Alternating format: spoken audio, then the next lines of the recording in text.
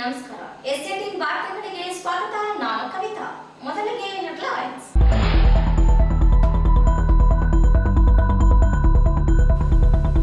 ಜಿಲ್ಲೆಯ ರೈಲ್ವೆ ಯೋಜನೆಗಳ ಕಾಮಗಾರಿ ವೇಗ ಹೆಚ್ಚಳ. ಸಂಸದ ಅಮರೇಶ್ವರ ನಾಯಕ್.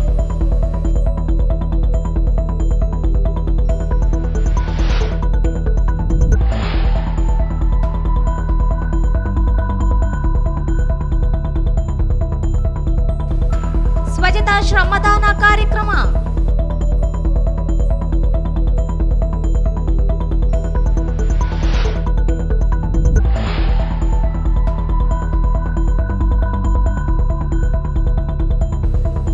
ಮಾಜಿ ಸೈನಿಕರ ಸ್ಥಳೀಯ ಮಟ್ಟದ ಬೇಡಿಕೆ ಈಡೇರಿಕೆಗೆ ಪ್ರಾಮಾಣಿಕ ಪ್ರಯತ್ನ. ಸಂಸದ ಅಮರೇಶ್ವರ ನಾಯಕ್.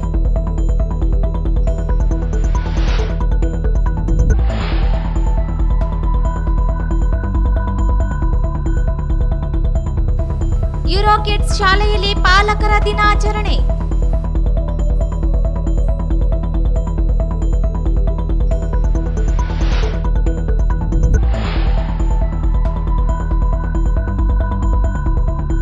ಡಿಸಿ ಕಚೇರಿಯಲ್ಲಿ ಪಲ್ಸ್ ಪೋಲಿಯೋ ಪೋಸ್ಟರ್ ಬಿಡುಗಡೆ. 5 ವರ್ಷದೊಳಗಿನ ಮಕ್ಕಳಿಗೆ ತಪ್ಪದೇ ಲಸಿಕೆ ಹಾಕಿಸಿ. ರಾಹುಲ್ ತುಕಾರಾಂ ಪಾಂಡ್ವೆ.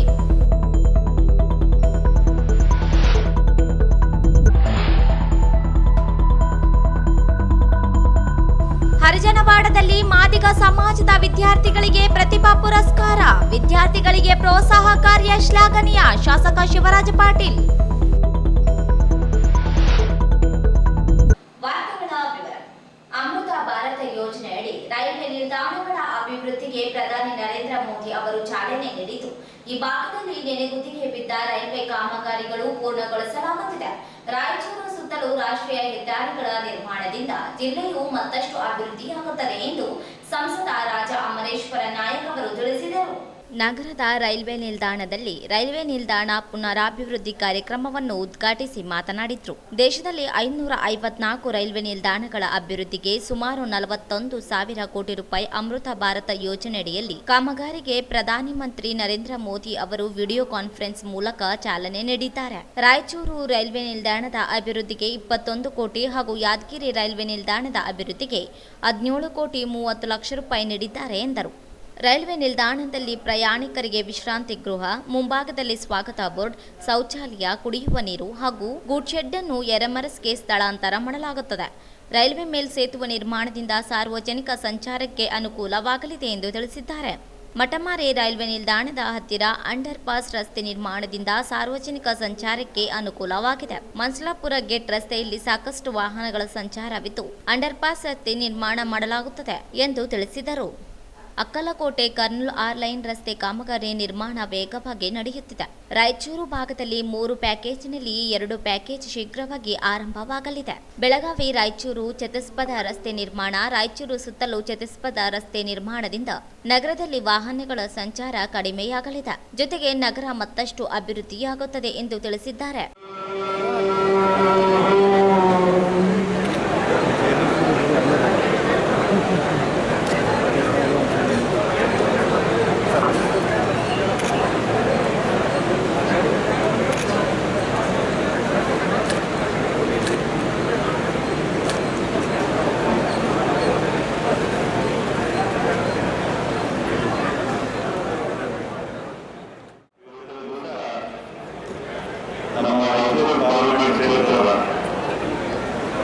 ರಾಯಚೂರು ರೈಲ್ವೆ ಸ್ಟೇಷನ್, ಅದೇ ರೀತಿ ಯಾದಗಿರಿ ರೈಲ್ವೆ ಸ್ಟೇಷನ್, 2 ಸ್ಟೇಷನ್ಗಳ ಮಾಡರ್ನೈಸೇಷನ್ ಕಾರ್ಯಕ್ರಮ ಸನ್ಮಾನ್ಯ ನರೇಂದ್ರ ಮೋದಿಯವರ 554 ಸ್ಟೇಷನ್ಗಳ ಉದ್ಘಾಟನೆ ಕಾರ್ಯಕ್ರಮದೊಂದಿಗೆ ಇವತ್ತು ನೆರವೇರುತ್ತಾರೆ. ದೇಶಾದ್ಯಂತ ಸುಮಾರು 41,000 ಕೋಟಿಯ ಅಂದಾಜಿನಲ್ಲಿ ಇವತ್ತಿನ ದಿವಸದ ಕಾರ್ಯಕ್ರಮ ನಡೆದಿದೆ. ವಿಶೇಷವಾಗಿ ನಮ್ಮ ಭಾಗದಲ್ಲಿ ಈ ಒಂದು ರೈಲ್ವೆ ಇಲಾಖೆಯಲ್ಲಿ ಜನರಿಗೆ ಮೂಲಭೂತ ಸೌಕರ್ಯಗಳನ್ನು ಕೊಡ್ತಕ್ಕಂಥದ್ದು, ಹೆಚ್ಚು ಹೆಚ್ಚಿಗೆ ರೈಲುಗಳನ್ನು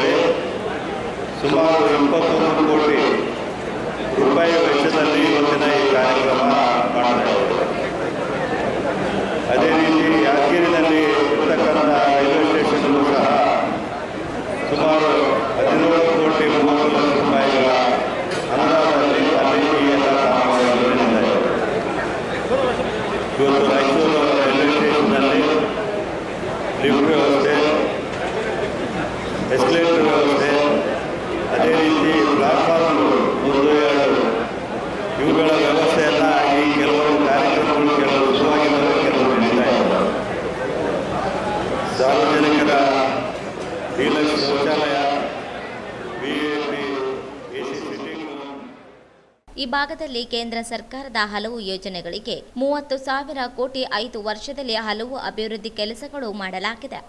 ರಾಯಚೂರು, ಯಾದಗಿರಿ ಜಿಲ್ಲೆಗಳ ಅಭಿವೃದ್ಧಿ ಸಾಕಷ್ಟು ಅಭಿವೃದ್ಧಿ ಮಾಡಲಾಗಿದೆ. ಮುಂದಿನ ದಿನಗಳಲ್ಲಿ ರೈಲ್ವೆ ಯೋಜನೆ ಸೇರಿದಂತೆ ಅನೇಕ ಅಭಿವೃದ್ಧಿ ಕೆಲಸಗಳು ಮಾಡುವುದು ಎಂದು ತಿಳಿಸಿದ್ದಾರೆ. ಈ ಸಂದರ್ಭದಲ್ಲಿ ಮಾಜಿ ವಿಧಾನ ಪರಿಷತ್ ಸದಸ್ಯ ಎನ್ ಶಂಕರಪ್ಪ, ಸ್ವಾತಂತ್ರ್ಯ ಹೋರಾಟಗಾರ ಡಿ ಪಂಪಣ್ಣ, ಗುಂತಕಲ್ ರೈಲ್ವೆ ವಿಭಾಗದ ಡಿಎಂ ವಿನಯ್ ಸಿಂಗ್, ರಾಮಕೃಷ್ಣ, ಬ್ರಹ್ಮಕುಮಾರಿ ಈಶ್ವರ ವಿಶ್ವವಿದ್ಯಾಲಯದ ಮುಖ್ಯಸ್ಥೆ ಸ್ಮಿತಾ ಅಕ್ಕ ಸೇರಿದಂತೆ ಅನೇಕರು ಭಾಗವಹಿಸಿದ್ದರು. ನಿನ್ನೆ Swami Vivekananda youth movement, IIT college ಹಾಗೂ ಶಾರದಾ ಮಹಿಳಾ ಸ್ವಸಹಾಯ ಸಂಘ ದೇವಸೂರು ವತಿಯಿಂದ ಸುಗ್ರೇಶ್ವರ ದೇವಸ್ಥಾನ ಆವರಣದಲ್ಲಿ ಸ್ವಚ್ಛತಾ ಕಾರ್ಯಕ್ರಮ ಏರ್ಪಡಿಸಲಾಗಿತ್ತು. ಈ ಕಾರ್ಯಕ್ರಮಕ್ಕೆ ಚಾಲನೆ ನೀಡಿ ಮಾತನಾಡಿದ ದೇವಸೂರು ಗ್ರಾಮ ಪಂಚಾಯತ್ ಅಧ್ಯಕ್ಷರಾದ ಮೀನಾಕ್ಷಿ ಮಾರೆಪ್ಪರವರು, ಈ ಒಂದು ಸಂಸ್ಥೆಯ ಮತ್ತು ಈ ವಿದ್ಯಾರ್ಥಿಗಳ ನಮ್ಮ ಗ್ರಾಮದ ಮಹಿಳಾ ಸ್ವಸಹಾಯ ಸಂಘದ ಕಾರ್ಯ ನಿಜಕ್ಕೂ ಶ್ಲಾಘನೀಯ. ಇದರಿಂದ ದೇವಸ್ಥಾನಗಳು ಸ್ವಚ್ಛತೆಯಿಂದ ಇರುವ ರೀತಿಯಲ್ಲಿ ಜನರಲ್ಲಿ ಜಾಗೃತಿ ಮೂಡಿಸಿದಂತಾಗುತ್ತದೆ ಎಂದರು.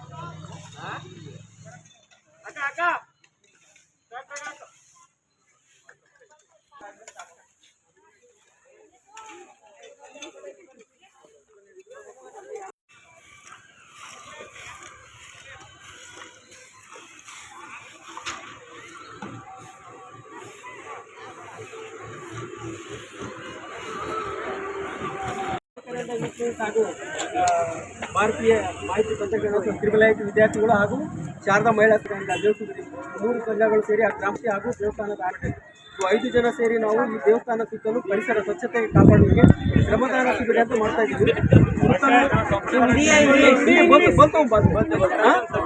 ಈ ಒಂದು ಕಾರ್ಯಕ್ರಮ ಹಮ್ಮಿಕೊಳ್ಳಿದ್ದೇನೆ. ಈ ಒಂದು ಕಾರ್ಯಕ್ರಮಕ್ಕೆ ಚಾಲನೆ ನೀಡಲು ಇದರ ಗ್ರಾಮ ಪಂಚಾಯತಿಗೆ ಅಧ್ಯಕ್ಷರಾದ ಶ್ರೀಮತಿ ಮೀನಾಕ್ಷಿ ಮಾರಪ್ಪ ಮೇಡಮ್ ಅವರು ಆಗಮಿಸಿದ್ದಾರೆ. ಅವರಿಗೆ ಸ್ವಾಮಿ ವಿವೇಕಾನಂದ ಯೂತ್ ಮೂವ್ಮೆಂಟ್ ಕಡೆಯಿಂದ ಸ್ವಾಗತವನ್ನು ಕೋರ್ತಾ ಇದ್ದೀನಿ.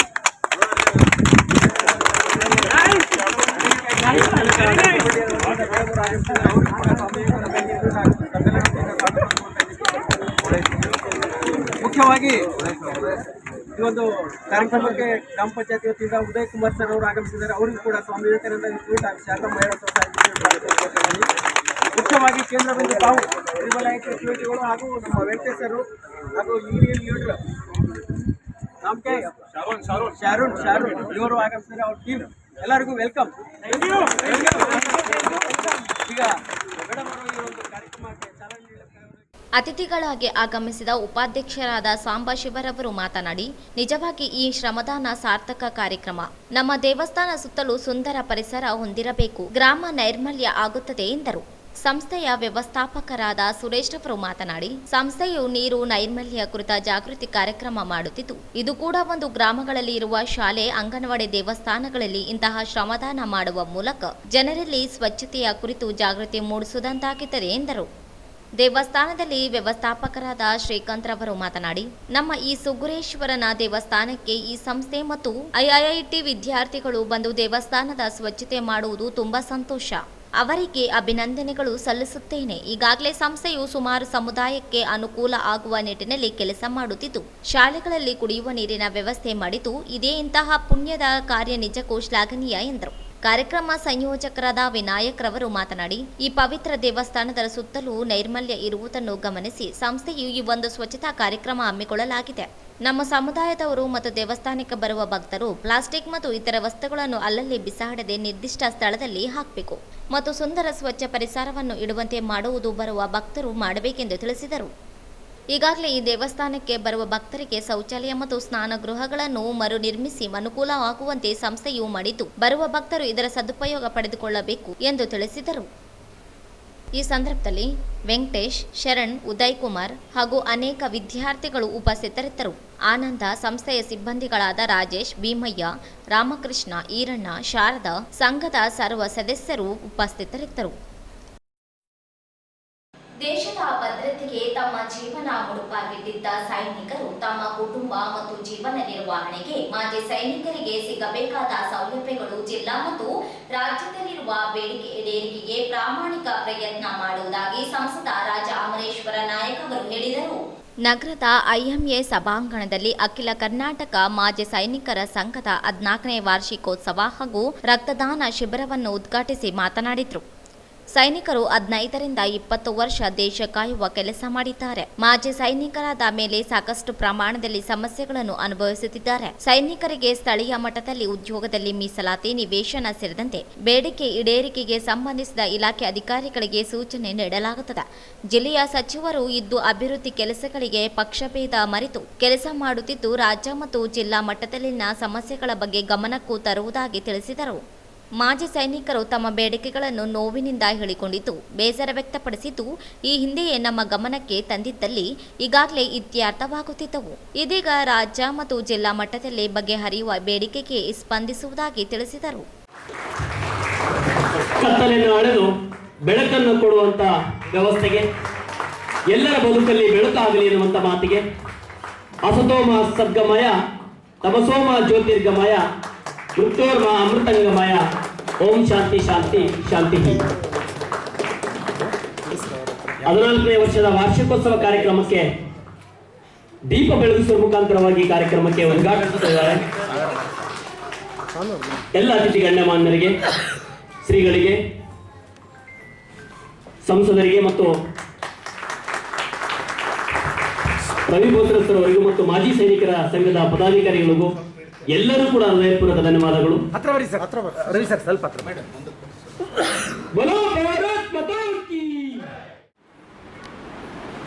ಲಾಲ್ ಬಹದ್ದೂರ್ ಶಾಸ್ತ್ರಿಯವರ ನುಡಿಯನ್ನು ತಾವೆಲ್ಲರೂ ಹೇಳಿದರು. ಈ ದೇಶವನ್ನು ಕಟ್ಟತಕ್ಕಂಥ ನಿಟ್ಟಿನಲ್ಲಿ ಅವರು ಹೇಳಿದಂಥದ್ದು ಜೈ ಜವಾನ್ ಜೈ ಕಿಸಾನ್. ಇವತ್ತು ಅದೇ ರೀತಿ ರೈತರ ಬದುಕು ಏನು ಎಂತು ಅಂತ ಹೇಳಿ ನಮಗೆಲ್ಲ ಗೊತ್ತಿದೆ. ಯಾಕಂದರೆ ನಾವೆಲ್ಲ ಸ್ವತಃ ರೈತರಾಗಿ ಬಂದವರು. ಸೈನಿಕರ ಬದುಕು, ಸೈನಿಕರ ಸೇವೆ ಏನು ಅನ್ನೋದು ಭಾಳಷ್ಟು ಜನಕ್ಕೆ ಗೊತ್ತಿರೋದು. ಯಾಕಂದರೆ ಅವರೆಲ್ಲರೂ ಸಹ ದೇಶದ ಗಡಿ ಭಾಗದಲ್ಲಿ ರಕ್ಷಣೆ ಮಾಡ್ತಕ್ಕಂಥ ಜವಾಬ್ದಾರಿಯನ್ನು ಹೊತ್ತಿರ್ತಾರೆ. ಅನೇಕ ವಿಪರೀತ ಪರಿಸ್ಥಿತಿಗಳಲ್ಲಿಯೂ ಸಹ ಅಲ್ಲಿ ಸೇವೆಯನ್ನು ಸಲ್ಲಿಸ್ತಾರೆ. ನನಗೆ ಈ ಎಲ್ಲ ಪ್ರದೇಶಗಳಲ್ಲಿ ಹೋಗ್ತಕ್ಕಂಥ ಅವಕಾಶ ಸಿಕ್ಕಿದೆ. ಯಾಕಂದರೆ ನಾನೀಗ ಸದ್ಯನೂ ಹೋಮ್ ಅಫೇರ್ಸ್ ಕಮಿಟಿನಲ್ಲಿದ್ದೇನೆ. ನಮ್ಮ ಕರ್ನಾಟಕದಿಂದ ನಾನು ಒಬ್ಬನೇ, ದಕ್ಷಿಣ ಭಾರತದಿಂದ ನಾವೆಲ್ಲ ಇಬ್ಬರೇನೋ ಇದ್ದೀವಿ. ಆ ನಿಟ್ಟಿನಲ್ಲಿ ಜಮ್ಮು ಕಾಶ್ಮೀರ, ಲಡಾಖ್, ಮೇಘಾಲಯ, ಅರುಣಾಚಲ, ದಿಯು ಅನೇಕ ಕಡೆ ನಾವು ಸಂಚಾರ ಮಾಡಿ ಅಲ್ಲಿರ್ತಕ್ಕಂಥ ಪರಿಸ್ಥಿತಿಗಳೇನು, ಅವರ ಆಗುಹೋಗುಗಳೇನು ಅನ್ನೋ ವಿಚಾರವನ್ನು ನಾವು ಆ ಪ್ರದೇಶನ ವಿಸಿಟ್ ಮಾಡೋದ್ರ ಜೊತೆಗೆ ಅವ್ರ ಜೊತೆಗೆ ನಾವಲ್ಲಿ ಅನೇಕ ಸಭೆ ಸಮಾರಂಭಗಳನ್ನು ಮಾಡಿದ್ದೇವೆ. ಅಖಿಲ ಕರ್ನಾಟಕ ಮಾಜಿ ಸೈನಿಕರ ರಾಜ್ಯಾಧ್ಯಕ್ಷ ಕೆಎನ್ ಶಿವಣ್ಣ ಅವರು ಮಾತನಾಡಿ, ಸೈನಿಕರು ತಮ್ಮ ಪ್ರಾಣ ಪಣಕ್ಕಿಟ್ಟು ದೇಶದ ಗಡಿ ಭಾಗದಲ್ಲಿ ಕೆಲಸ ಮಾಡುತ್ತಿದ್ದು ಸೈನಿಕರ ಬಗ್ಗೆ ಹೆಮ್ಮೆ ಪಟ್ಟು ಹೇಳುತ್ತಿದ್ದು, ಆದರೆ ಸೈನಿಕರು ಮಾಜಿ ಸೈನಿಕರಾದ ಮೇಲೆ ಜೀವನದ ಪರಿಸ್ಥಿತಿ ಕೆಳಮಟ್ಟಕ್ಕೆ ಇಳಿದಿದೆ. ಸರ್ಕಾರದ ಕನಿಷ್ಠ ಸೌಲಭ್ಯಗಳು ದೊರೆಯುತ್ತಿಲ್ಲ. ಕಚೇರಿಗಳಿಗೆ ವರ್ಷಾನುಗಟ್ಟಲೆ ಅಲೆದಾಡುತ್ತಿದ್ದರೂ ಸರ್ಕಾರಕ್ಕೆ ಮಾತ್ರ ಸೈನಿಕರ ಬೇಡಿಕೆ ಈಡೇರಿಕೆಗೆ ನಿರ್ಲಕ್ಷ್ಯ ಧೋರಣೆ ಅನುಸರಿಸುತ್ತಿವೆ ಎಂದರು. 20 ವರ್ಷ ಗಡಿಯಲ್ಲಿ ಸೇವೆ ಮಾಡಿದ ನಂತರ ತಮ್ಮ ಜೀವನ ಕುಟುಂಬ ನಿರ್ವಹಣೆಗೆ ಸ್ಥಳೀಯ ಮಟ್ಟದಲ್ಲಿ ಸರ್ಕಾರಿ ಉದ್ಯೋಗದಲ್ಲಿ 10% ಮೀಸಲಾತಿ ಇದ್ದು ಹೆಸರಿಗೆ ಮಾತ್ರ ಸರ್ಕಾರದ ಯೋಜನೆಗಳಿಗೆ ಅನ್ಯಜಾತಿ ಜನಾಂಗಕ್ಕೆ ಸಿಗುತ್ತಿವೆ.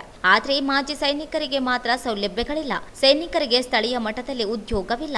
ಮಕ್ಕಳ ಶಿಕ್ಷಣ ಒದಗಿಸಲು ಸಾಧ್ಯವಾಗದೆ ಹೀನಾಯ ಪರಿಸ್ಥಿತಿ ಎದುರಿಸುತ್ತಿದ್ದೇವೆ ಎಂದು ಭಾವುಕರಾಗಿ ಮಾತನಾಡಿದರು. ಮಾಜಿ ಸೈನಿಕರ ಕುಂದುಕೊರತೆ ಸಭೆ ಮಾಡಬೇಕು. ಸ್ಥಳೀಯ ಮಟ್ಟದಲ್ಲಿ ಆರ್ಟಿಪಿಎಸ್, ವೈಟಿಪಿಎಸ್, ಅಟ್ಟಿ ಚಿನ್ನದ ಗಣಿ, ಪವರ್ ಗ್ರಿಡ್ ಭದ್ರತಾ ಸಿಬ್ಬಂದಿ ನೇಮಕಾತಿಗೆ ಆದ್ಯತೆ ನೀಡಬೇಕು. ಯುವಕರಿಗೆ ಸೈನಿಕ ತರಬೇತಿ ನೀಡಲು ಜಾಗದ ವ್ಯವಸ್ಥೆ ಒದಗಿಸಿಕೊಡಬೇಕು. ಜಿಲ್ಲೆಯಲ್ಲಿ ಸೈನಿಕ ಶಾಲೆ ಪ್ರಾರಂಭಿಸಬೇಕು. ಮಾಜಿ ಸೈನಿಕರ ಬೇಡಿಕೆ ಈಡೇರಿಕೆಗೆ ಮುಂದಾಗಬೇಕು. ಇಲ್ಲದಿದ್ದರೆ ಸೈನಿಕರಿಗೆ ನೀಡಿದ ಪದಕಗಳನ್ನು ಸರ್ಕಾರಕ್ಕೆ ಹಿಂದಿರುಗಿಸಿ ವಿಧಾನಸೌಧದ ಮುಂದೆ ಅರೆಬೆತ್ತಲೆ ಧರಣಿ ನಡೆಸಲಾಗುತ್ತದೆ ಎಂದು ತಿಳಿಸಿದರು. ಮಾತ್ರ ಯಾವುದೇ ಸವಲತ್ತುಗಳು ಸಿಗ್ತಿಲ್ಲ. ಯಾವುದು ಕೇವಲ ನಾವು ಕೇಳ್ಕೊಂಡಿದ್ದು ದೊಡ್ಡದು ನಮಗಿರುವಂಥ ಸಂವಿಧಾನಬದ್ಧವಾಗಿ ಕಾನೂನುಬದ್ಧವಾಗಿರುವಂಥ ಸವಲತ್ತುಗಳು ಮರೀಚಿಕೆ ಆಗ್ಬಿಟ್ಟಿದೆ. ಜಮೀನಂತೂ ಸಿಗೋದೇ ಇಲ್ಲ. ನಿವೇಶನ ಎಸ್ಪೆಷಲಿ ಕರ್ನಾಟಕ ರಾಜ್ಯದಲ್ಲಂತೂ ಯಾರಿಗೂ ಸಿಕ್ಕಿಲ್ಲ.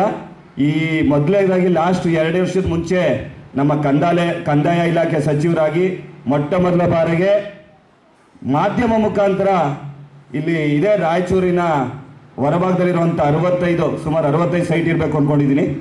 ಆ ಸೈಟನ್ನ ನಾವು ಕೊಟ್ವಿ ಅಂತ ರಾಜಾರೋಷವಾಗಿ ಮಾಧ್ಯಮದ ಮೂಲಕ ಹೇಳಿ ಎಲ್ಲ ಜಿಲ್ಲಾಧಿಕಾರಿಗಳು ಮುಂದೆನೆ ಒಂದು ಗ್ರಾಮ ವಾಸ್ತವ್ಯ ಮಾಡಿ ಕೊಟ್ಟಿದ್ದೀವಿ ಅಂತ ಎಲ್ಲದರಲ್ಲೂ ಹೇಳಿಕೆ ಇದೆ. ಬೇಕಾದ್ರೆ ನಮ್ಮ ಹತ್ರ ವಿಡಿಯೋ ಸಹಿತ ಇದೆ, ಕೊಟ್ಟಿದ್ದೀವಿ ಅಂದರು. ಆದರೆ ಇವತ್ತಿನವರೆಗೂ ಯಾರಿಗಾರು ನಿವೇಶನ ಸಿಕ್ಕಿದೆಯಾ? ಯಾರಿಗೂ ನಿವೇಶನ ಇಲ್ಲ. ಹಾಳಾಗೋಗ್ಲಿ. ನಮಗೊಂದು ಇವತ್ತು ಏನಾದ್ರು ಒಂದು ಕಾರ್ಯಕ್ರಮ, ಯಾರಿಗಾರು ಶ್ರದ್ಧಾಂಜಲಿ, ದೇಶಕ್ಕಾಗಿ ಹುತಾತ್ಮರಾದ ಅಥವಾ ದೇಶಕ್ಕಾಗಿ ಸೇವೆ ಸಲ್ಲಿಸಿದ ಯಾರಿಗಾರು ಒಂದು ಶ್ರದ್ಧಾಂಜಲಿ ಸಲ್ಲಬೇಕಂದ್ರೆ ಒಂದು ಜಾಗ ಇಲ್ಲ. ಅಥವಾ ರಾಯಚೂರು ಹಿಂದುಳಿದ ಜಿಲ್ಲೆ ಅಂತೀವಿ, ಇಲ್ಲಿನ ಯುವಕರಿಗೆ ಪ್ರೇರೇಪಿಸಿ, ಯುವಕರಿಗೆ ಜಾಗೃತಿ ಮೂಡಿಸಿ ಸೇನೆಗೆ ಸೇರಿಸುವಂಥ ಕೆಲಸವನ್ನ ಮಾಡೋಣ. ನಾವೆಲ್ಲ ಅಲ್ಲಿ ಏನೋ ಒಂದು ಸೇನೆಯಲ್ಲಿ ನಾವು ಸದೃಢವಾಗಿ ಒಂದು ನಮ್ಮ ಒಂದು ದೈಹಿಕವಾಗಿ ತಿಳಿದಿರುವಂಥ ಒಂದು ಯುವ ಜನತೆಗೆ ನಾವು ಒಂದು ಸೇನೆಗೆ ಸೇರಿಸುವಂಥ ಕೆಲಸ, ಟ್ರೈನಿಂಗ್ ಕೊಡೋಣ ಅಂತ ಒಂದು ಜಾಗವನ್ನು ನೋಡಿದ್ರೆ ಒಂದು ಜಾಗ ಇಲ್ಲ. ಒಂದು ಕ್ಲಾಸಸ್ ಮಾಡೋಣ ಅಂದರೆ ಒಂದು ಕ್ಲಾಸಸ್ ಇಲ್ಲ. ಒಂದು ಮೀಟಿಂಗ್ ಮಾಡೋಣ ಅಂದರೆ ಒಂದು ಮೀಟಿಂಗ್ ಇಲ್ಲ. ಇಡೀ ಕರ್ನಾಟಕ ರಾಜ್ಯದಲ್ಲಿ ಎಲ್ಲ ತಾವು ಆಯಾ ಜಿಲ್ಲೆಗೆ ಕೆಲವೊಂದು ಆಫೀಸ್ ಕೊಟ್ಟಿದ್ದಾರೆ. ನಾವು 3 ವರ್ಷದಿಂದ ನಾವು ಸತತವಾಗಿ ನಾನೇ ಬಂದಿದ್ದೀನಿ. ಸಂಘ ಬಂದು 14 ವರ್ಷ ಆದರೂ ಕೂಡ ಒಂದು ದೇಶಕ್ಕಾಗಿ ತ್ಯಾಗ ಬಲಿದಾನ ಮಾಡಿದಂಥ ಯೋಧರಿಗೆ ಒಂದು ಕುತ್ಕೊಳ್ಳಿಕ್ಕೆ ಒಂದು ಸ್ಥಳಾವಕಾಶ ಮಾಡ್ಕೊಳ್ಳಿಲ್ಲ ಅಂದರೆ ಇನ್ನ ಎಂಥ ವಿಪರ್ಯಾಸ ಅಂತ ನನಗೆ ಅರ್ಥ ಆಗ್ತಿಲ್ಲ. ಅದಕ್ಕೆ ಕೊನೆಯದಾಗಿ ನಾವೇನು ಮಾಡೋಣ ಅನ್ಕೊಂಡಿದ್ದೀವಿ, ಈ ಸರಿ ದೊಡ್ಡ ಒಂದು ಮೆರವಣಿಗೆ ಮುಖಾಂತರ ಹೋಗಿ ನಮಗೆ ಕೊಟ್ಟಿರೋಂಥ ಏನು ಪದಕಗಳನ್ನ ಹಿಂದಿರುಗಿಸಿ ನಾವು ಬೆತ್ತಲೆ ಮೆರವಣಿಗೆ ಮಾಡಬೇಕು ಅಂತ ಡಿಸೈಡ್ ಮಾಡಿಬಿಟ್ಟಿದ್ದೀವಿ ಸರಿ. ಯಾಕೆಂದ್ರೆ ಏನಕ್ಕೆ ನಾವು ಸೇವೆ ಮಾಡಿದ್ಕೆ ಏನು ನಾವು ಸುಮಾರು 20-30 ವರ್ಷಗಳ ಫ್ಯಾಮಿಲಿ ಬಿಟ್ಟು, ಕುಟುಂಬ ಬಿಟ್ಟು ನಾವು ಸೇವೆ ಮಾಡಿದ್ರೆ ಒಂದು ಜಾಗ ಕೊಡೋಕೆ ಯೋಚನೆ ಮಾಡ್ತೀರಾ? ಜಾತಿಗೊಂದು ಭವನ ಇಟ್ಕೊಂಡಿದ್ದೀರಿ, ಜಾತಿಗೊಂದು ನಿಗಮ ಮಂಡಳಿ ಮಾಡಿದಿರಿ. ಇಷ್ಟು ವರ್ಷ ನಾವು ನಮ್ಮ ಫಿಸಿಕಲಿ ನಾವೇನಾದ್ರು 20 ವರ್ಷ ಏನು ಮಾಡ್ತೀವಿ ಅಂದ್ರೆ ಅಲ್ಲಿ ಆರಾಮಾಗಿದ್ದು ಬರಲ್ಲ. ಬಾರ್ಡರ್ಗಳಲ್ಲಿ ಸಿಯಾಚಿನ್ ಗ್ಲೇಸಿಯರ್ ಅಂತ ಜಾಗದಲ್ಲಿ ಮೈನರ್ ಡಿಗ್ರಿಯಲ್ಲಿ ಕೈಯೆಲ್ಲ ಹಿಂಗೆ ಹಿಡ್ಕೊಂಡ್ಬಿಡ್ತದೆ. ಊಟ ಮಾಡೋಕ್ಕಾಗಲ್ಲ, ಸ್ನಾನ ಮಾಡೋಕ್ಕಾಗಲ್ಲ. ನನಗೆ ಮನವಿ ಪತ್ರ ಕೊಟ್ಟು ಸಾಕಾಗಿದೆ. ಬಟ್ ಇವತ್ತಿನವರೆಗೆ ಯಾವುದೇ ಒಂದು ಈಡೇರಿಲ್ಲ ಅಂತ ನನ್ನ ಒಂದು ಇದಿದೆ. ಅದೇ ರೀತಿಯಾಗಿ ನಮ್ಮಲ್ಲಿ ಒಂದು ಚುಟುಕಾಗಿ ಒಂದು 2 ನಿಮಿಷದಲ್ಲಿ ಓದಿಬಿಡ್ತೇನೆ. ನಮ್ಮ ಮನವಿ ಪತ್ರ ಓದ್ತಿದ್ರೆ ಮುಂದುಗಡೆ ಮಾನವರಿಗೆ ಕ್ಲಿಯರ್ ಆಗುತ್ತೆ. ಮನವಿ ಪತ್ರ ಇಷ್ಟೇ: ರಾಯಚೂರು ಜಿಲ್ಲೆಯ ಮಾಜಿ ಸೈನಿಕರ, ಹುತಾತ್ಮ ಯೋಧರ ಪತ್ನಿಯರ, ವೀರ ನಾರಿಯರ ಮತ್ತು ಸೇನೆಯಲ್ಲಿ ಸೇವೆ ಸಲ್ಲಿಸುತ್ತಿರುವ ಸೈನಿಕರ ಅನುಕೂಲಕ್ಕಾಗಿ ಬೇಡಿಕೆಗಳನ್ನು ಈಡೇರಿಸುವಂತೆ ಕೋರಲಾಗಿದೆ. ಮೇಲಿನ ವಿಷಯಕ್ಕೆ ಸಂಬಂಧಿಸಿದಂತೆ ರಾಯಚೂರು ಜಿಲ್ಲೆಯಲ್ಲಿ ಸುಮಾರು 280ಕ್ಕೂ ಹೆಚ್ಚಿನ ಮಾಜಿ ಸೈನಿಕರಿದ್ದು, 80ಕ್ಕೂ ಹೆಚ್ಚಿನ ವೀರ ನಾರಿಯರಿದ್ದು, ಇವರು ಸುಮಾರು ವರ್ಷಗಳ ಕಾಲ ಸೇನೆಯಲ್ಲಿ ಸೇವೆ ಸಲ್ಲಿಸಿ ದೇಶಕ್ಕಾಗಿ ತ್ಯಾಗ ಬಲಿದಾನ ಮತ್ತು ದೇಶ ಸೇವೆ ಮಾಡಿದಂಥ ವೇದರುಗಳು ಪ್ರಸ್ತುತ ಮಾಜಿ ಸೈನಿಕರಾಗಿ ಮತ್ತು ಪ್ರಸ್ತುತ ಸುಮಾರು 400ಕ್ಕೂ ಹೆಚ್ಚು ಸೇನೆ ಮತ್ತು ಪ್ಯಾರಾಮಿಲಿಟರಿಯಲ್ಲಿ ಸೇವೆ ಸಲ್ಲಿಸುತ್ತಿರುವ ಆಲಿ ಯೋಧರು ಇರುತ್ತಾರೆ. ರಾಯಚೂರು ಮತ್ತು ವಿವಿಧ ತಾಲೂಕುಗಳಲ್ಲಿ ವಾಸವಿರುತ್ತಾರೆ. ಇವರುಗಳ ಅನುಕೂಲಕ್ಕಾಗಿ ಈ ಕೆಳಕಾಣಿಸಿದ ಬೇಡಿಕೆಗಳನ್ನು ಈಡೇರಿಸಲು ಎಲ್ಲ ಮಾನ್ಯರಲ್ಲಿ ಕೋರಲಾಗಿದೆ. 1ನೇದು, ಸದರಿ ಸಂಘವು ಮಾಜಿ ಸೈನಿಕರ ಕುಂದುಕೊರತೆಗಳನ್ನು, ಮಾಜಿ ಸೈನಿಕರ ಅವಲಂಬಿತರ, ವೀರ ನಾರಿಯರ ಸಮಸ್ಯೆಗಳನ್ನು ಕಾರ್ಯರೂಪಕ್ಕೆ ತರಲು ಮತ್ತು ಸರ್ಕಾರದ ಸವಲತ್ತುಗಳನ್ನು ಜಿಲ್ಲೆಯಲ್ಲಿ ಎಲ್ಲ ಮಾಜಿ ಸೈನಿಕರುಗಳಿಗೆ ತಲುಪಿಸುವ ಕಾರ್ಯವನ್ನು ಸಂಘವು ಕಳೆದ 14 ವರ್ಷಗಳಿಂದ ಸತತವಾಗಿ ಮಾಡಿಕೊಂಡು ಬಂದಿರುತ್ತದೆ. ಆದರೆ ಇದುವರೆಗೂ ಸಂಘದ ಕಚೇರಿಗಾಗಿ ಒಂದು ಸಣ್ಣದಾದ ಜಾಗವೂ ಸಹ ಇಲ್ಲದಿರುವುದು. ಈ ಸಂದರ್ಭದಲ್ಲಿ ಕಿಲ್ಲೆ ಬೃಹನ್ಮಠದ ಶಾಂತಮಲ್ಲ ಶಿವಾಚಾರ್ಯರು, ಕಾಂಗ್ರೆಸ್ ಮುಖಂಡ ರವಿ ಬೋಸರಾಜು, ಶಿವಂ ಆಸ್ಪತ್ರೆ doctor Deepashree Patil, doctor Shankaraguru, blood bank ಅಧ್ಯಕ್ಷ ಅರುಣ್ ಕೆಎನ್, ಮಾಜಿ ಸೈನಿಕರ ಸಂಘದ ಅಧ್ಯಕ್ಷ ಚನ್ನಳ್ಳಿ, ಮಾಜಿ ಸೈನಿಕರು ಸೇರಿದಂತೆ ಅನೇಕರು ಇದ್ದರು. ಕಿಡ್ಸ್ ಇಂಟರ್ನ್ಯಾಷನಲ್ ಫ್ರೀ ಸ್ಕೂಲ್ ಮತ್ತು ರಾಯಲ್ ಕನ್ಕೋರ್ಟ್ ಶಾಲೆಗಳ ಸಹಯೋಗದಲ್ಲಿ ಪಾಲಕರ ದಿನಾಚರಣೆಯನ್ನು ಆಚರಿಸಲಾಯಿತು. ಸಂಸ್ಥೆಯ ಅಧ್ಯಕ್ಷ ಯರ್ರಣ್ಣ ಇಟೇಕರ್ ದಿನಾಚರಣೆಗೆ ಚಾಲನೆ ನೀಡಿ ಮಕ್ಕಳು ಪಾಲಕರನ್ನು ಗೌರವಿಸುವ ಮನೋಭಾವ ಬೆಳೆಸಿಕೊಳ್ಳಬೇಕು, ಪ್ರೀತಿ ಮತ್ತು ಮಮತೆಯಿಂದ ನಡೆದುಕೊಳ್ಳಬೇಕೆಂದು ಸಲಹೆ ನೀಡಿದರು.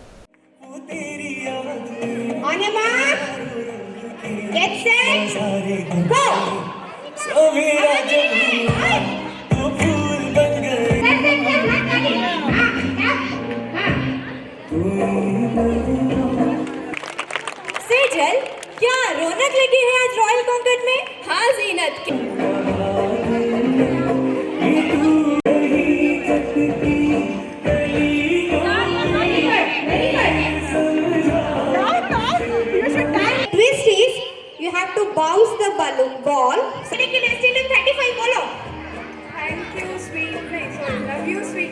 Love you, sweetheart. Okay?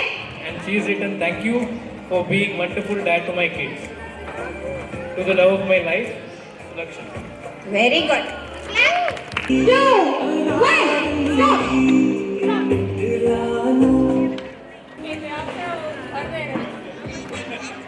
तो बोलो सर क्या दे रहे? Behalf of the love I've given. Okay. They both love each other and sir has given with love, Priya. Okay. Dear parents, I have written with love, dear handsome hubby. Okay. Handsome hubby.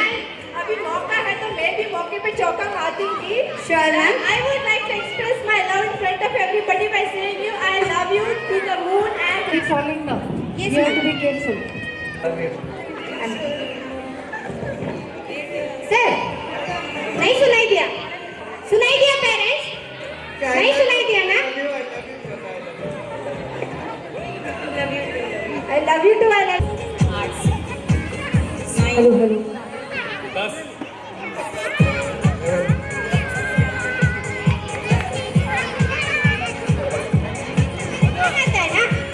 Okay, out. Mom is out. Okay, understood? Yes? 1, 2, 3, 4, 5,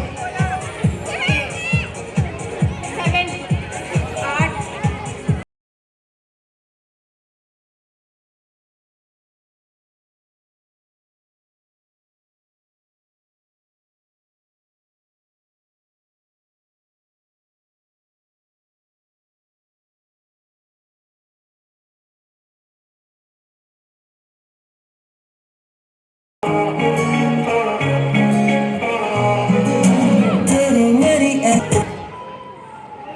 I love you, Mama and Papa.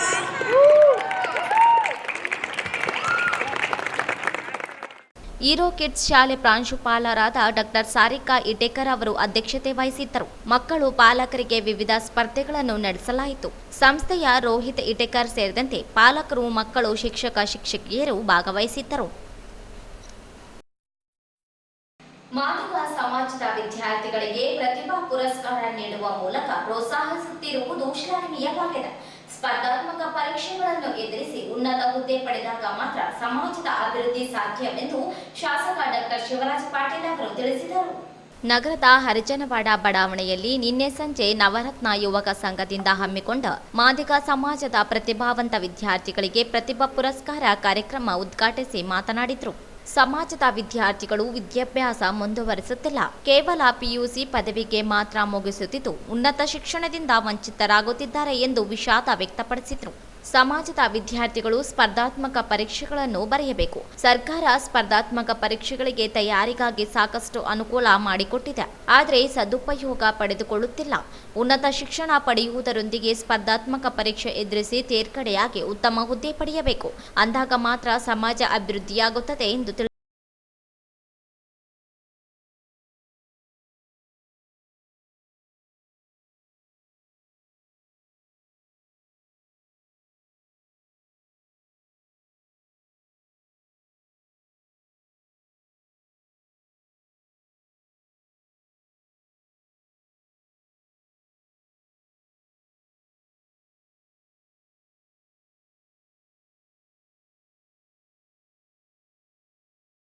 ಈ ಕಾರ್ಯಕ್ರಮ ಪ್ರೋತ್ಸಾಹಿಸಬೇಕು. ಇವರು 84% ತೆಗೆದಿದ್ದಾರೆ. ಇವರು ಸಹ ಸನ್ಮಾನವನ್ನು ಸ್ವೀಕರಿಸಲು ವೇದಿಕೆ ಹತ್ರ ಬರಬೇಕು. ದಯವಿಟ್ಟು ಎಲ್ಲರೂ ಮುಂಭಾಗದಲ್ಲಿರುವವರ ಆಸನಗಳಲ್ಲಿ ಕೂಡಬೇಕು. ಇವರು 84% ತೆಗೆದಿದ್ದಾರೆ. ಇವರು ಸಹ ಸನ್ಮಾನವನ್ನು ಸ್ವೀಕರಿಸಲು ವೇದಿಕೆ ಹತ್ರ ಬರಬೇಕು. ಈ ವಿದ್ಯಾರ್ಥಿ 76% ತೆಗೆದಿದ್ದಾರೆ. ಈ ವಿದ್ಯಾರ್ಥಿ ಬಂದು ವೇದಿಕೆ ಹತ್ರ ಬಂದು ಸನ್ಮಾನವನ್ನು ಸ್ವೀಕರಿಸಿ ಜನಾಂಗದ ಹಿರಿಯರು ಮತ್ತು ಎಲ್ಲ ಗಣ್ಯಮಾನ್ಯರು ನೆರವೇರಿಸಿಕೊಳ್ಳುತ್ತಿದ್ದಾರೆ. ಅವರಿಗೆ ವಿದ್ಯಾರ್ಥಿಗಳಿಗೆ ಚಪ್ಪಳ ಮುಖಾಂತರ ತಾಯಿ ಸವಿತಾ, ಈ ವಿದ್ಯಾರ್ಥಿ 68% ತೆಗೆದಿದ್ದಾರೆ. ಈ ವಿದ್ಯಾರ್ಥಿ ಬಂದು ತಾಯಿ ಜಯಮ್ಮ, ಈ ವಿದ್ಯಾರ್ಥಿ 62% ತೆಗೆದಿದ್ದಾರೆ. ಈ ವಿದ್ಯಾರ್ಥಿ ಸಹ ಬಂದು ಸನ್ಮಾನವನ್ನು ಸ್ವೀಕರಿಸಬೇಕು. ನೀವು ಮುಂದೆ ಓದಬೇಕು. ಬರೀ PUC ಸೆಕೆಂಡ್ ಇಯರ್ ಡಿಗ್ರಿ ಓದಿದ್ರೆ ಸಾಲದು. ಕಾಂಪಿಟೇಟಿವ್ ಎಕ್ಸಾಮ್ ಆಗಿರ್ಬೋದು, ಇಲ್ಲ ಬ್ಯಾಂಕ್ ಎಕ್ಸಾಮ್ ಆಗಿರ್ಬೋದು, ಅವುಗಳನ್ನು ಕಟ್ಟಬೇಕು. ಮತ್ತು ಇವತ್ತು ನಾವು ಸರ್ಕಾರದಿಂದ ರಾಯಚೂರು, ಗುಲ್ಬರ್ಗ, ಕೊಪ್ಪಳದಲ್ಲಿ ಸ್ಕಿಲ್ ಡೆವಲಪ್ಮೆಂಟಿಗೆ ಅನೇಕ ರೀತಿಯ ಕಾರ್ಯಕ್ರಮಗಳನ್ನು ಹಮ್ಮಿಕೊಂಡಿದ್ದೇವೆ ಸರ್ಕಾರದಿಂದ. ಅವು ಯಾವುಗಳಲ್ಲಿ ತಾವು ಭಾಗವಹಿಸಿದಿಲ್ಲ. ಅನೇಕ ಜನರು ಇದರ ಉಪಯೋಗ ತೆಗೆದುಕೊಂಡು ಇವತ್ತು ಬ್ಯಾಂಕಲ್ಲಿ ನೌಕರಿ ತಗೊಂಡಿದ್ದಾರೆ ಮತ್ತು ಅನೇಕ ಕಾಂಪಿಟೇಟಿವ್ KS ಎಕ್ಸಾಮ್ನಲ್ಲೂ ಪಾಸ್ ಆಗಿದ್ದಾರೆ. ಆದರೆ ಈ ಭಾಗದ ವಿದ್ಯಾರ್ಥಿಗಳು ಅಂತಹ ಪರೀಕ್ಷೆಗಳಲ್ಲಿ ತೇರ್ಗಡೆ ಆದರೆ ನಮಗೆ ಸಮಾಧಾನ ತರುವಂಥ ವಿಷಯ ಅಂತ ಹೇಳಿಕ್ಕೆ ಬಯಸ್ತೇನೆ. ಹಾಗಾಗಿ ಈ ಸಮಾಜದ ವಿದ್ಯಾರ್ಥಿಗಳು ಮುಂದೆ ಬಂದಾಗ ಮಾತ್ರ ಸಮಾಜ ಮುಂದೆ ಬರಲಿಕ್ಕೆ ಸಾಧ್ಯ. ಆ ನಿಟ್ಟಿನಲ್ಲಿ ನೀವೆಲ್ಲರೂ ಶ್ರಮಿಸಬೇಕಂತೇಳಿ, ನಿಮ್ಮ ಮುಂದಿನ ಜೀವನ ಉಜ್ವಲವಾಗಿರಲಿ ಅಂತೇಳಿ ನನ್ನ 2 ಮಾತಿಗೆ ವಿರಾಮ ಕೊಡ್ತೇನೆ. ನಮಸ್ಕಾರ. ಕೆಪಿಸಿಸಿ ಪ್ರಧಾನ ಕಾರ್ಯದರ್ಶಿ ವಸಂತಕುಮಾರ್ ಅವರು ಮಾತನಾಡಿ, ಮಾದಿಗ ಸಮಾಜದ ಪ್ರತಿಭಾವಂತ ವಿದ್ಯಾರ್ಥಿಗಳಿಗೆ ನವರತ್ನ ಯುವಕ ಸಂಘ ಪ್ರತಿಭಾ ಪುರಸ್ಕಾರ ನೀಡಿ ಪ್ರೋತ್ಸಾಹಿಸುವ ಕೆಲಸ ಮಾಡುತ್ತಿರುವುದು ಶ್ಲಾಘನೀಯವೆಂದರು. ಇಂತಹ ಕಾರ್ಯಕ್ರಮ ನಿರಂತರವಾಗಿ ನಡೆಯಬೇಕು. ಇದರಿಂದ ವಿದ್ಯಾರ್ಥಿಗಳು ಹೆಚ್ಚಾಗಿ ವಿದ್ಯಾಭ್ಯಾಸ ಕಡೆಗೆ ಗಮನ ಹರಿಸುತ್ತಾರೆ. ವಿದ್ಯಾರ್ಥಿಗಳಲ್ಲಿರುವ ಪ್ರತಿಭೆಯನ್ನು ಗುರುತಿಸಿ ಅವರ ಶಿಕ್ಷಣವನ್ನು ಮುಂದುವರಿಸಲು ಪ್ರೇರಣೆಯಾಗುತ್ತದೆ. ವಿದ್ಯಾರ್ಥಿಗಳಿಗೆ ಸಾಕಷ್ಟು ಪ್ರಮಾಣದಲ್ಲಿ ಸೌಲಭ್ಯಗಳನ್ನು ಸರ್ಕಾರ ಒದಗಿಸಿದೆ. ಅವುಗಳ ಸದುಪಯೋಗ ಪಡೆದುಕೊಳ್ಳಬೇಕು. ಅಂಬೇಡ್ಕರ್ ಅವರ ಆಶಯದಂತೆ ಶಿಕ್ಷಣವಂತರಾಗಬೇಕು ಎಂದು ತಿಳಿಸಿದರು. ಉತ್ಸಾಹದಿಂದ, ಉತ್ಸುಕತೆಯಿಂದ ಎಲ್ಲರೂ ಒಂದು ಕಡೆ ಸೇರುತ್ತಾರೆ. ಮೊದಲನೇದು ಮಹಾಮಾತೆ ಕಂಚು ಮಾರಮ್ಮ ಜಾತ್ರಾ ಮಹೋತ್ಸವ. ಜಾತ್ರೆಯಲ್ಲಿ ನಾವೆಲ್ಲರೂ ಕೂಡ ಒಂದುಗೂಡಿ ಜಾತ್ರೆಯನ್ನು ಬಹಳ ಅತ್ಯಂತ ವಿಜೃಂಭಣೆಯಿಂದ ದೇವಿಯ ಉತ್ಸವವನ್ನು ನೆರವೇರಿಸ್ತೀವಿ. ಅದು ಒಂದು ವಿಶೇಷ ಸಂಪ್ರದಾಯ, ನಮ್ಮ ನಂಬಿಕೆ, ವಿಶ್ವಾಸ. ಈಗ ಅದೇ ಹಾದಿಯಲ್ಲಿ ನವರತ್ನ ಯುವಕ ಸಂಘದ ಈ ಕಾರ್ಯಕ್ರಮ ಪ್ರತಿಭಾವಂತರನ್ನ ಪುರಸ್ಕರಿಸೋದು, ಅವರಿಗೆ ಉತ್ತೇಜನ ನೀಡೋದು, ಅವರನ್ನು ಗುರುತಿಸಿ ಕಾರ್ಯಕ್ರಮವನ್ನು ಏರ್ಪಡಿಸಿ ಆ ಕಾರ್ಯಕ್ರಮಕ್ಕೆ ಅವರನ್ನು ಕರೆತಂದು ಇಡೀ ಬಡಾವಣೆಗೆ ಅವರ ಪ್ರತಿಭೆಯನ್ನು ಪರಿಚಯಿಸುವಂಥದ್ದು ಮತ್ತು ಆ ಪ್ರತಿಭೆಯ ಮೇಲೆ ಬೆಳಕು ಚೆಲ್ಲುವಂಥ ಒಂದು ಕಾರ್ಯಕ್ರಮವನ್ನು ನಮ್ಮ ನವರತ್ನ ಯುವಕ ಸಂಘದವರು ಕಳೆದ 23 ವರ್ಷಗಳಿಂದ ನಡುವೆ ಕೋವಿಡ್ ಸಂದರ್ಭದಲ್ಲಿ ಮಾತ್ರ ಅದಕ್ಕೆ ವಿರಾಮ ಇದ್ದಂತೆ ಕಾಣುತ್ತದೆ. ಅದು ಬಿಟ್ಟರೆ ನಿರಂತರವಾಗಿ ಆ ಕಾರ್ಯಕ್ರಮ ನಡೆದುಕೊಂಡು ಬರ್ತಾ ಇದೆ. ಅದಕ್ಕಾಗಿ ಈ 2 ಕಾರ್ಯಕ್ರಮಗಳು ನಮ್ಮ ಬಡವಣಿಗೆ ಬಹಳ ವಿಶೇಷವಾದಂಥ ಕಾರ್ಯಕ್ರಮಗಳು. ಯಾವ ರೀತಿ ನಾವು ಮಹಾಮಾತೆ ಮಾರಮ್ಮ ದೇವಿ ಜಾತ್ರೆಯನ್ನು ನೆನಪಿನಲ್ಲಿ ಇಟ್ಕೊಳ್ತೀವೋ ಪ್ರತಿ ವರ್ಷ, ಅದೇ ರೀತಿ ನಮ್ಮ ನವರತ್ನ ಯುವಕ ಸಂಘದ ಕಾರ್ಯಕ್ರಮ. ಈ ಸಂದರ್ಭದಲ್ಲಿ ನಗರಸಭೆ ಮಾಜಿ ಅಧ್ಯಕ್ಷೆ ಹೇಮಲತಾ ಬೋದೆಪ್ಪ, ಮಾಜಿ ಉಪಾಧ್ಯಕ್ಷೆ ನರಸಮ್ಮ ನರಸಿಂಹಲು ಮಾಡಿಗಿರಿ, ಬೋಳಬಂಡೆಪ್ಪ, ರವೀಂದ್ರ ಜಲ್ದರ್, ನಗರಸಭೆ ಸದಸ್ಯ ಪವನ್ ಕುಮಾರ್, ಪಿ ಯಲ್ಲಪ್ಪ, ನಾಗರಾಜ್, ಅಂಬಣ್ಣ ಅರೌಲಿ, ನರಸಪ್ಪ ಭಂಡಾರಿ, ಈರಣ್ಣ ಸೇರಿದಂತೆ ಅನೇಕರಿದ್ದರು. ಜಿಲ್ಲಾಡಳಿತ, ಜಿಲ್ಲಾ ಪಂಚಾಯತ್ ಆರೋಗ್ಯ ಮತ್ತು ಕುಟುಂಬ ಕಲ್ಯಾಣ ಇಲಾಖೆ ಸಂಯುಕ್ತಾಶ್ರಯದಲ್ಲಿ ಮಾರ್ಚ್ 3ರಂದು 5 ವರ್ಷದೊಳಗಿನ ಮಕ್ಕಳಿಗೆ ಪಲ್ಸ್ ಪೋಲಿಯೋ ಲಸಿಕೆ ಕಾರ್ಯಕ್ರಮ ಹಿನ್ನೆಲೆಯಲ್ಲಿ ಭಿತ್ತಿಪತ್ರ ಬಿಡುಗಡೆ ಮಾಡಲಾಯಿತು. ನಗರದ ಜಿಲ್ಲಾಧಿಕಾರಿ ಕಚೇರಿ ಸಭಾಂಗಣದಲ್ಲಿ ಜಿಲ್ಲಾ ಪಂಚಾಯತ್ ಕಾರ್ಯನಿರ್ವಾಹಕ ಅಧಿಕಾರಿ ರಾಹುಲ್ ತುಕಾರಾಂ ಪಾಂಡ್ವೆ ಅವರು ಪೋಸ್ಟರ್ ಬಿಡುಗಡೆ ಮಾಡಿದರು. ನಂತರ ಮಾತನಾಡಿ, ಜಿಲ್ಲೆಯಲ್ಲಿ 5 ವರ್ಷದೊಳಗಿನ ಮಕ್ಕಳಿಗೆ ಕಡ್ಡಾಯವಾಗಿ ಪಲ್ಸ್ ಪೋಲಿಯೋ ಹಾಕಿಸಬೇಕು. ಆರೋಗ್ಯ ಇಲಾಖೆಯಿಂದ ಪ್ರತಿ ಮನೆಗೆ ತೆರಳಿ 5 ವರ್ಷದೊಳಗೆ ಇರುವ ಮಕ್ಕಳಿಗೆ ಪಲ್ಸ್ ಪೋಲಿಯೋ ಲಸಿಕೆ ಹಾಕಿಸಬೇಕೆಂದರು.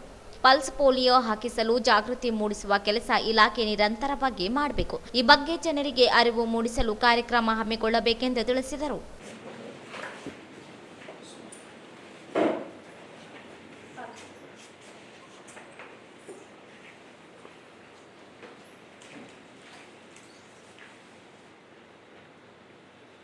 Okay, sir. I've gone to Lingsugul Taluk, especially the tail end areas.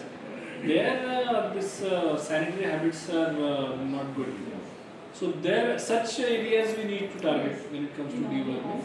And also, आप एक बार देखिए, the incidence of malnutrition or stunting in the children with more than 6 years of age. तो वहाँ पे थोड़ा देखिए, वहाँ पे this remains to be one of the major causes of malnutrition there also. ठीक है, तो वो एक देखिए आप. Actually in Maharashtra this used to be a very important and festive activity. deworming tablets and all. And they had done one case study also, that how deworming led to improvement in the health statistics and all. Okay, but हमारे पास okay, anyway, you can stop. ಈ ಸಂದರ್ಭದಲ್ಲಿ ಅಪರ ಜಿಲ್ಲಾಧಿಕಾರಿ ಅಶೋಕ್ ದುಡಗುಂಟಿ, ಆರೋಗ್ಯ ಮತ್ತು ಕುಟುಂಬ ಕಲ್ಯಾಣ ಇಲಾಖೆ ಅಧಿಕಾರಿ ಡಾಕ್ಟರ್ ಸುರೇಂದ್ರ ಬಾಬು, ಆರ್ಸಿಎಚ್ ನಂದಿತಾ, ಮಹಿಳಾ ಮತ್ತು ಮಕ್ಕಳ ಕಲ್ಯಾಣ ಇಲಾಖೆ ಉಪನಿರ್ದೇಶಕ Chetan Kumar, doctor Ganesh, doctor Shakir, doctor Venkatesh ಸೇರಿದಂತೆ ಅನೇಕರಿದ್ದರು.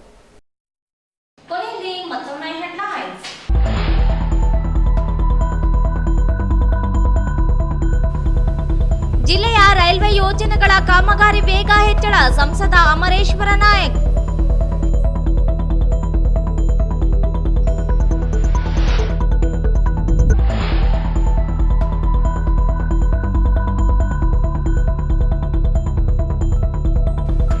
ಸ್ವಚ್ಛತಾ ಶ್ರಮದಾನ ಕಾರ್ಯಕ್ರಮ.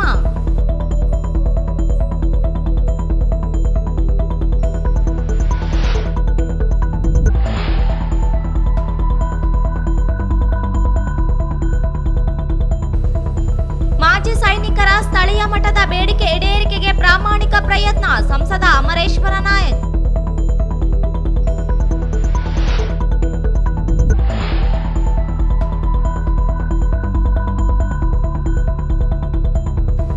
ಯೂರೋ ಕಿಡ್ಸ್ ಶಾಲೆಯಲ್ಲಿ ಪಾಲಕರ ದಿನಾಚರಣೆ.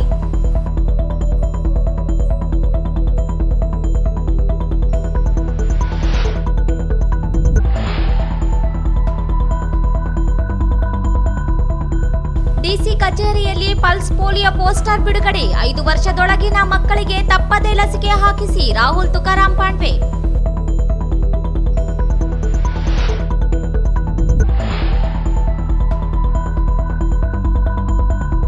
ಹರಿಜನವಾಡದಲ್ಲಿ ಮಾದಿಗ ಸಮಾಜದ ವಿದ್ಯಾರ್ಥಿಗಳಿಗೆ ಪ್ರತಿಭಾ ಪುರಸ್ಕಾರ, ವಿದ್ಯಾರ್ಥಿಗಳಿಗೆ ಪ್ರೋತ್ಸಾಹ ಕಾರ್ಯ ಶ್ಲಾಘನೀಯ, ಶಾಸಕ ಶಿವರಾಜ ಪಾಟೀಲ್.